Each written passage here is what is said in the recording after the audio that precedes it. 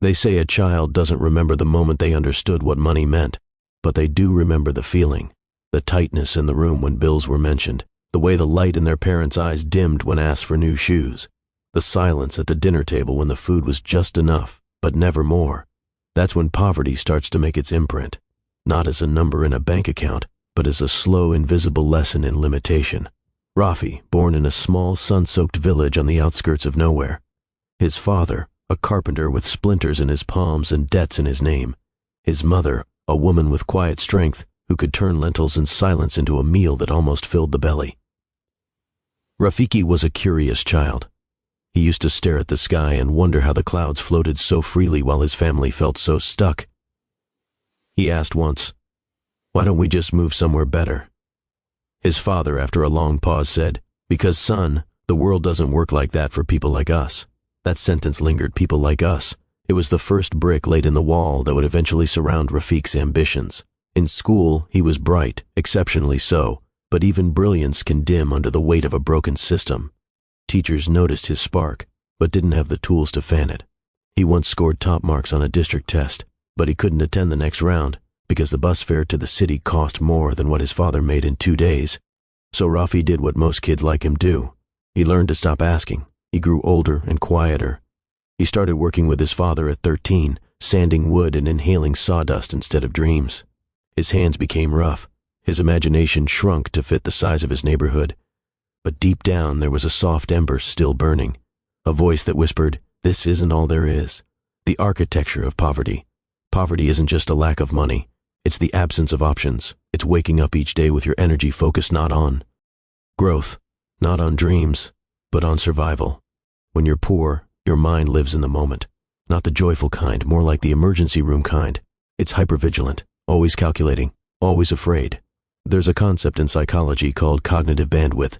It means the mental energy you have to think, decide, and act. Poverty eats it like a parasite. When your brain is busy worrying about rent, food, transport, broken shoes, or a sick relative, you don't have the bandwidth to think about the long term. You don't make bad choices because you're stupid.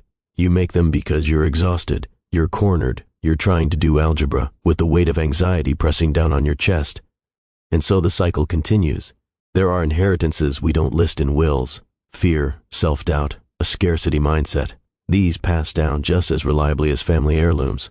A child raised in poverty often inherits a nervous system attuned to lack. They learn that money is always a problem, that comfort is dangerous because it never lasts, that any gain is temporary, that rich people are different, that success is a fluke, not a path. And this isn't just emotional, it's biological.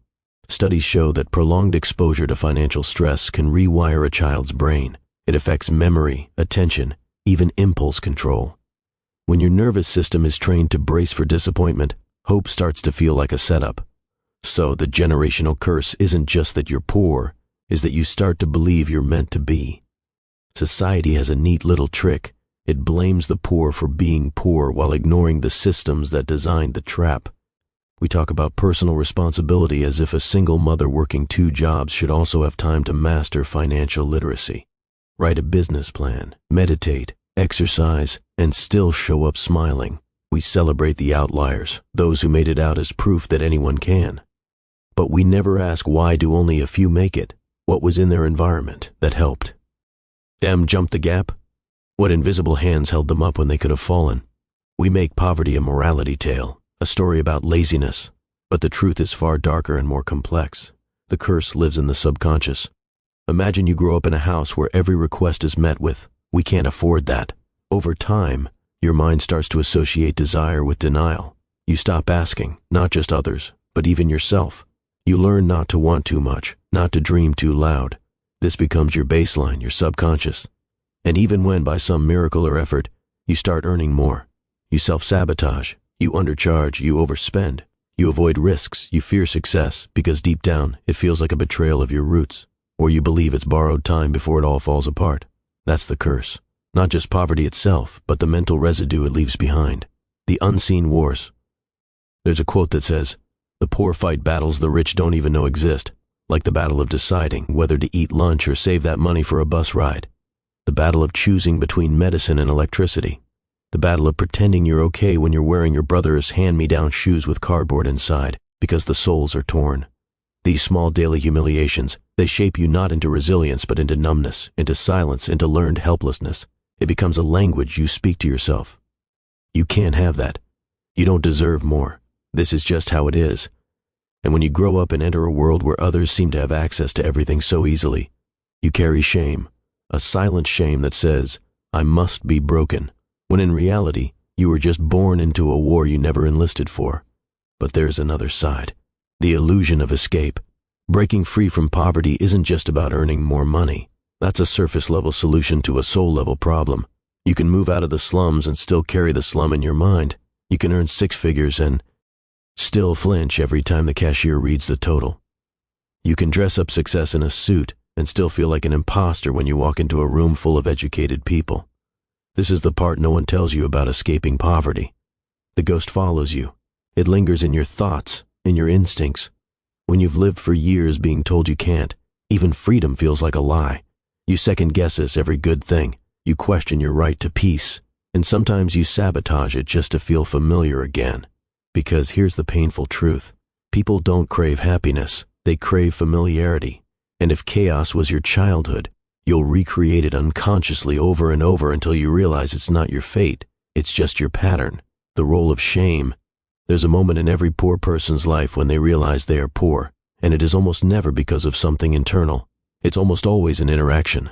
A birthday party they couldn't attend because they couldn't afford a gift, a school trip missed, a uniform that didn't fit, a lunchbox that looked different. That moment crystallizes into shame.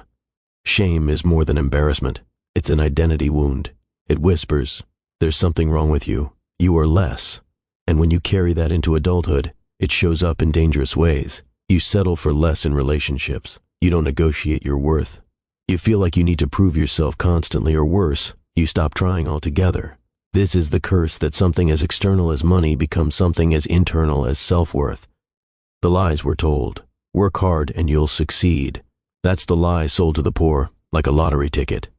Hard work matters, but let's be honest. Hard work is not equally rewarded. A domestic worker scrubs floors all day and goes home with aching joints. A hedge fund manager moves numbers and earns more in an hour than she does in a year. The system isn't broken. It was built like this. So telling someone in generational poverty that they just need to hustle more is not only dishonest, it's cruel.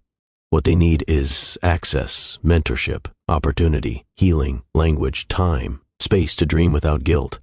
But above all, they need the permission to believe that it's possible. So, how do you break the generational curse of being poor?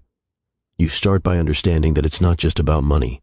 It's about the mental infrastructure that poverty builds. And to break it, you need to rebuild that infrastructure, thought by thought, belief by belief. Here's how. 1. Awareness. You can't change what you don't name. Begin by noticing the narratives you inherited. Money is evil. People like us can't succeed. We're not meant for more. Are they true, or are they just old hand-me-downs from those who are trying to survive? 2. Healing shame. Talk about it, write about it, share your story. Shame only grows in silence. When you give voice to your experience, it loses power. You realize you're not alone, and you are never the problem. 3. Rewiring the mind. This isn't motivational fluff. Neuroscience shows that repeated thoughts create neural pathways. You have to build new ones. Practice gratitude even when it's hard. Imagine abundance even when it feels fake. Speak possibility even when your reality contradicts it. Over time, your mind adapts. 4. Financial literacy. Poverty thrives in confusion. Learn how money works, not just how to earn it, but how to manage, grow, and protect it. Not because money will save you, but because understanding it removes its power to control you. 5. Find your people. Healing is not a solo mission. Surround yourself with others on the same path. Community builds momentum. When you see someone like you rise, it creates a mirror. If they can, maybe I can too. What would the world look like if the poor weren't busy surviving?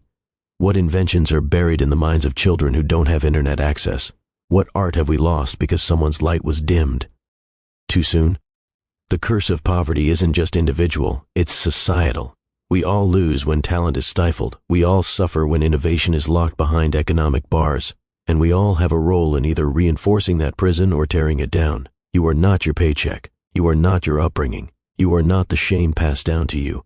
You are a story waiting to be rewritten. Breaking the generational curse isn't just about rising above. It's about reaching back and lifting others with you. It's about turning trauma into testimony, pain into power, limitation into liberation. Not because it's easy, but because it's necessary. Because every cycle broken becomes a legacy rewritten. Because somewhere a child is watching you the way you once watched someone and wondered if more was possible. Be the proof they're looking for.